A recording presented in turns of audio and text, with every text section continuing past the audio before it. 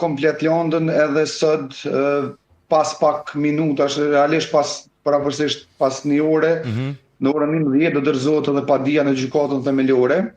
Një padije që është hartu një prej ekspertëve më të mirë të fushës që kemi në vendin tonë, edhe një padije cila është hartuar, po besoj e bazuar plotësisht në fakte, marrë parasysh edhe të ndryshimet dhe rrethonat e fundit të cilat i patëm, ku e pam edhe reagimin edhe të avokatit të popullit, pas reagimeve të tjera që i kemi pas pa ndalë tash e tutje, e pam një reagim zyrtar edhe nga avokati i popullit që kërkoi që në mënyrë të menjëhershme të pezullohet vendimin për rritjen e tarifave të energjisë. Në anën tjetër,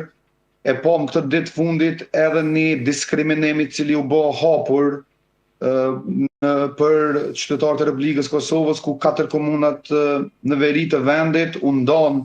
në aspektin e rritjes të tarifave të energjisë elektrike për krahasim me komunat e tjera. Andaj, o besoj veç këtë ditë e fundit vetëm sa është rrit argumenti që kjo rritje të cilën e ka bërë zyra rregullatorit për energji ka qenë komplet jo legjitime, ka pas edhe zbrasti edhe shkelje të ndryshme ligjore, qoftë administrative, qoftë ligjit për energjinë e kështu me radhë, edhe po presim me padurim që sot ta dorëzojmë padinë dhe për një afat po besojmë shumë shpejt gjykata do ta rendit këtë lëndë me prioritet, sepse është një lëndë e cila normalisht i prek gjithë qytetarët e Republikës Kosovës. Ju thatë se është përgatitur nga ekspert e fushës, për çka paditët zyra rregullative? Mas pari është shkelje drejtave të njerëzit, sepse kemi të bëjmë me rritje të tarifave të energjisë në një vend i cili ka probleme bazike në aspektin e standardit jetesës. Ka edhe shkelje kushtetuese, sepse edhe kushtetuta thotë që nuk guxon që të bëhet ngritja e çmimeve në këtë rast energjisë elektrike, po bën një analizë me thellë dhe asnjëherë ajo rritje nuk guxon të bëhet kur prek direkt në mirëqenien dhe ndryshon standardin për të keq qytetarët e Republikës Kosovës, dhe besoj këtë ditë secili prej nesh kemi pas çfarë ndryshime kanë fillu me pas çmime. Domethënë, krejt ato që i kemi ful tash në një muj ditë kanë rezultuar të jenë reale, nuk kanë qenë thjesht fjalë shpikje tonat, po kanë qenë realitet të cilin tashmë na po e jetojmë. Në anën tjetër kemi edhe shkelje administrative, nuk janë respektuar as rregullat e afatit të komenteve publike nga ana e qytetarëve, po ashtu kemi edhe shkelje të pjesëve ku flitet për transparencën dhe llogaridhënien. Pra nuk ka pas transparencë, zyra rregullatorit për energji nuk ka pas transparencë as llogaridhënie të mjaftueshme sa i përket palëve të interesit që janë qytetarët e Republikës Kosovës edhe institucionet e ndryshme. Andaj besoj që kur më shumë se kjo padi nuk ka arsyetime më të mëdha se sa të pezullohet ky vendim i cili i ka tregu me njerë frytet negative të tij qysh në fillet e para të marrjes vendimit. Po, ka filluar të shohim, ta prekim rritjen e varfërisë apo të çmimeve të ushqimeve bazike, të cilat po besoj për fat keq pritet që të rriten edhe më tutje, sepse tash fillojnë të vinë këto fakturat e rritura, nëse s'ka bëj për bizneset është 2 fish, kështu që megjithatë Po, për pjesën e bizneseve për me qartësu, bizneset një pjesë e madhe e tyre do detyrohen që të kalojnë në tregun e lirë. Domethënë, pjesa dërmuese e bizneseve të mëdha, të cilat i kanë më shumë se 10 milion qarkullim dhe më shumë se 50 punëtor, ata do detyrohen që nga qershori të kalojnë në tregun e lirë. Pra një farforme ata duhet blejnë rrymë prej një operatori tjetër, sepse nuk mundet me siguru rrymën kecimo për ta. Dhe kjo në një farforme nuk do të thotë rritje 20 ose 30%, po për bizneset mund të kemi rritje më shumë se 100%, sepse ata do detyrohen tash që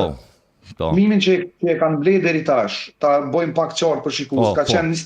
29 euro e gjys për megawatt, që është blerë prej kekut,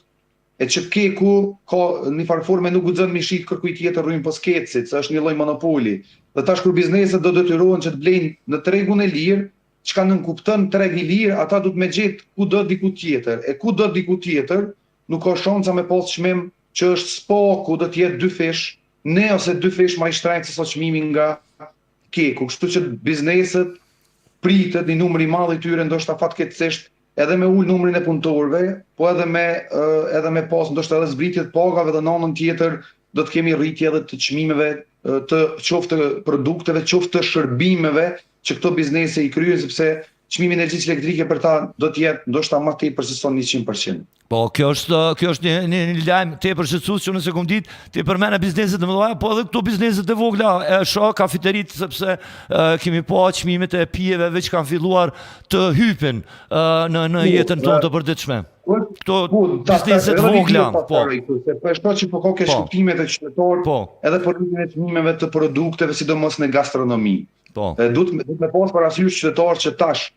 gastronomia nuk i ka produkte që i prodhon vet. Ata janë blejnë produkte, provojnë tregti dhe absolutikisht secili tregtar që i ka shi deri sot gastronomisë do të arrijë çmimin e produktit të tij. Po, për me mbulu rritjen e çmimit të rrymës. Po. E qartë, po. Kur tregtari e sheh te gastronomi do detyrohet me mbulu çmimin e rritjes që i ka ardhur nga tregtari ku e ka bërë produktin dhe në anën tjetër do të me mbulu edhe çmimin e energjisë elektrike që do t'i rritet. Që rritet edhe atina, po. Po, e qartë. Gastronomia do t'i ketë dy fesh rritjen, edhe nga rritja e produkteve që do t'i blej, edhe rritja e çmimit të energjisë elektrike, po do t'jetë një lidhje, një zinxhir që kemi përmendur tash sot ku i madh i ngritjes së çmimeve që do të afektoj mas shumti do të lëndohen bizneset e mesme dhe të vogla, sepse ato do të jenë detyruar me rrit çmimin dhe ne e dimë që shpesh herë rritja e çmimit do të thotë edhe sabotim, se në numrin e qytetarëve do t'i sabotojnë këto sidomos bizneset e mesme dhe të vogla, të cilat shumë lehtë edhe Jo, po sabotim, po kur të rritet çmimi, domethënë nuk ta morën xhepi, me vizitu dhe me qëndru qa shpesh. Po mirë, kjo efekt negativ që po pritet me ndodhë dhe që veç po e shohim që ka filluar me ndodhë, po besoj është një argument i madh i fuqishëm përpos atyre që i përmendte që padia të pranohet, të kalohet, apo jo? Absolutisht, në tash, kjo nuk ka të bëj as me presion ndaj gjykatës, absolutisht, ata janë profesionistë fushës edhe ne nuk e kemi këtë qëllim, po nuk besoj që ndonjëherë ndonjë padi ka pas më tepër argumente, po flas për çështje të interesit publik, jo padi tjera private,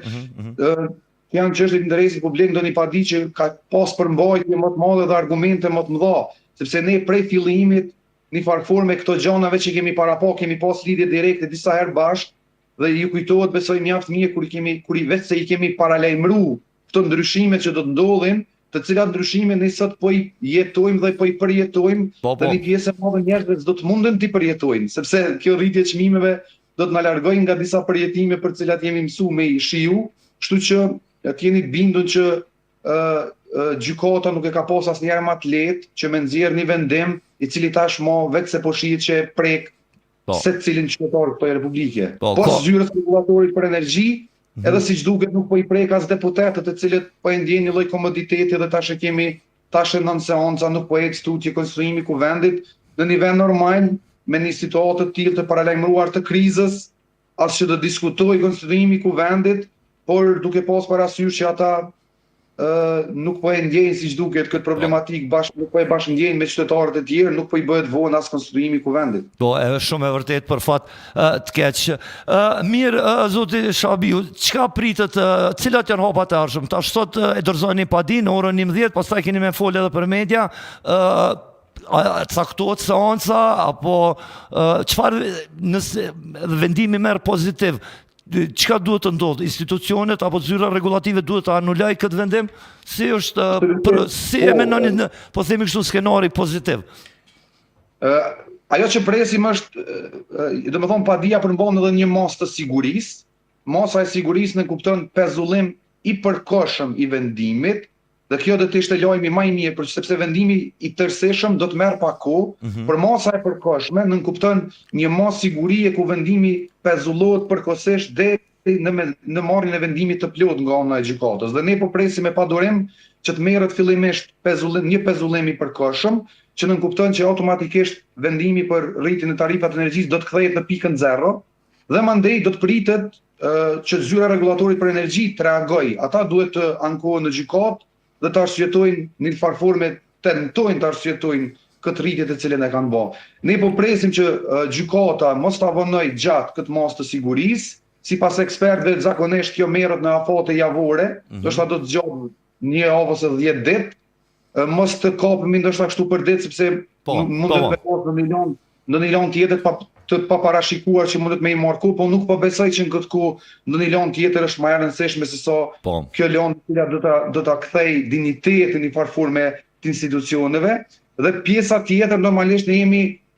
në përgatitje edhe të protestave të radhës, por ta keni të qartë edhe një diçka tjetër, e kemi të pothuajse këtë ditë jemi vendosur në një pozicion shumë të vështirë edhe ne si qytetar, sepse mos konstituimi i institucioneve në kupton një mungesë të adresës së qartë edhe për të reaguar, sepse momenti që s'kemi kuvend aktiv dhe s'kemi institucione aktive, kemi qeveri në dorëheqje ose në detyrë, sido që po i emërtojnë këtë ditë, e kemi të pamundur këtë ditë që me ju drejtu një organi kompetent edhe me reagu për situatën e tillë. Andaj, kjo na ka bërë që në farë forme ndoshta edhe këtë farfaze me qenë pak më të qetë në reagime, sepse kemi besu që shumë më shpejt do të konstituohet kuvendi dhe do ta kemi një adresë ku edhe do t'i drejtohemi. Përndryshe kjo situatë besoni që është shqetësuese dhe është një precedent shumë i keq edhe për të ardhmen e vendit, sepse na vendos në një farë forme si qytetar, po na e vendos atë që e themi atë fjalinë popullore, laku në fët, dhe nuk do të provokuar qytetarët e kësaj republike në këtë format, dhe ne asnjëherë s'kemi qenë dashamirë që protestat të marrin për masa në kuptimin e dëmtimeve ose diçka tjetër, dhe nëse preket nervi qytetarit deri në këto nivele, këtë ditë është ndoshta edhe e rrezikshme të organizohet një protestë për masa të mëdha, e cila mund të eskalojë deri në ato limitet e më të mëdha. Po, sepse plotësisht po të kuptoj, do me thonë, kjo është vetëm një vendosja e padisë, është vetëm një nga seri të veprimeve në mënyrë që të ndalohet apo të pezullohet edhe të anulohet rritja e çmimit për 16%. Faleminderit shumë Besnik, nëse s'ki diçka me shtu, ne do ta mbulojmë edhe